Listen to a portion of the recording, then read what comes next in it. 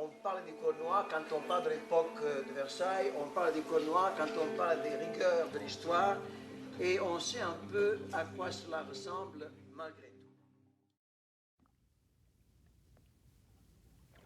tout. Personne n'a pris volontairement le bateau à Gorée ou à Saint-Thomas ou ailleurs pour aller en Amérique. Ça n'existe pas. Dans une société esclavagiste de tradition colonialiste, il est celui qui a eu le courage au milieu des années 80 de mettre à l'ordre du jour, d'exhumer le code qui, d'un point de vue juridique, a contribué à la déshumanisation de l'homme noir. Le hasard a voulu que je sois pauvre à la Sorbonne. Si j'avais été pauvre à Amsterdam, je me serais très certainement occupé de très près de l'aspect batave, de l'aspect hollandais de la traite. Il se trouve que ma pratique m'a conduit ici, et donc, tout en sachant très très bien que les autres pays de chrétienté n'ont pas été des anges, je me suis occupé notamment de la traite française. Et je me suis occupé de la traite française dans ce qu'elle a de massif et dans ce qu'elle a d'interpellant. Quand on évoque le nom de Colbert, quand on évoque le nom du grand Louis XIV, savons-nous que derrière ce décor, derrière cette signature, il y a le texte juridique le plus monstrueux de la modernité, le Code noir. Le Code noir ou la négation de l'homme noir, le Code noir qui a régi cette calamité.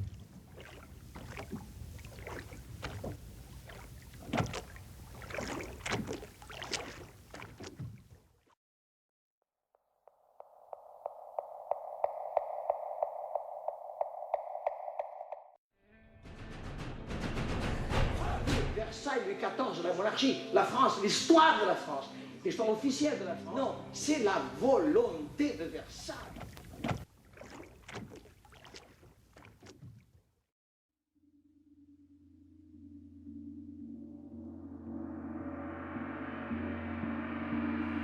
Le professeur Luis Salamolins donne à voir la vision de l'humanité qui était à l'œuvre dans cette société de 19e européen. Une société qui, sur des fondements racistes, légitimait la pratique de l'esclavage et la déshumanisation du nègre africain. Faire aux Lumières l'hommage qu'elles aient compris, elles, toutes seules, tout de suite, qu'en disant homme, on disait tous les hommes, là où je plante. Merci, professeur. Merci. Merci, c'est fait. Je crois que Peter attend. Oui. Merci, à tout à l'heure, professeur.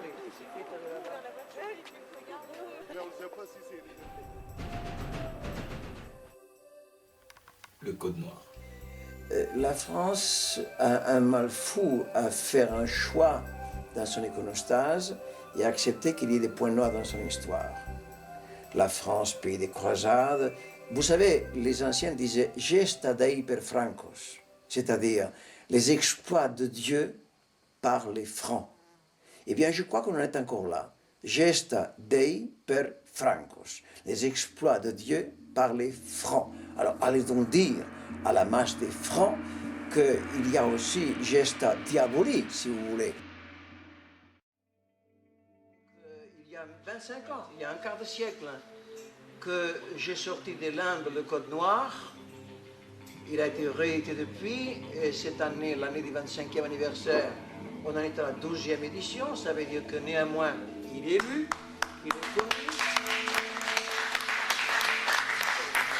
Et je me rends compte aujourd'hui que le Code noir est devenu, en tout cas le mot, si on ne sait pas encore exactement quelle est la chose, le mot est une vague idée au moins de la chose est désormais incontournable.